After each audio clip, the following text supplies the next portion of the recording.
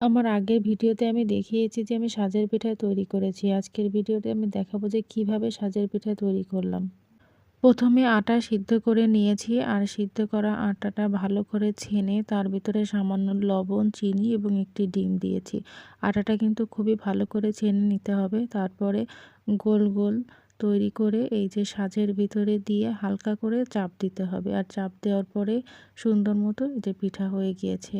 আমরা কিন্তু মা মেয়ে দুইজনে বসে পিঠা তৈরি করছিলাম। আর আলাইনার তো সব কাজেই তার থাকতে হবে, সব কাজ তার করতে হবে। আমার সাথে সেও সাহায্য করছিল পিঠা তৈরি করার জন্য।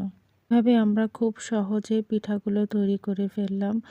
আর আলাইনাও আমার সঙ্গে তৈরি করছে পিঠা, আমার কাজে সাহায্য করছে। একে একে আমাদের সবগুলা পিঠা রেডি। এখন আমরা এগুলা ভাজতে চলে গিয়েছি। একটি প্যানে তেল দিয়ে তেলটা গরম হয়ে গেলে সবগুলা পিঠা দিয়ে দিয়েছি। আর এখানে আরও কিছু পিঠা রয়েছে। কিছু ভাজা হয়ে গেলে এগুলাও প্যানের ভিতরে দিয়ে দেব। আর সবগুলা পিঠা যখন ভাজা হয়ে যাবে তখন এগুলো আমি চিনির শিরায় ভিজাবো। একটি পাত্রে চিনি দিয়ে দিয়েছি আর তার ভিতর দিয়ে দিয়েছি এলাচ আর দিয়েছি পানি। পানিটা জাল ফুটে গেলে তার ভিতরে এই যে সবগুলা পিঠা আস্তে আস্তে ছেড়ে দিব আর নাড়তে থাকতে হবে। আর এভাবেই চিনির শিরাটা পিঠার ভিতরে আস্তে আস্তে ঢুকে যাবে। এভাবে আমাদের রেডি হয়ে গেল আজকে সাজের পিঠা।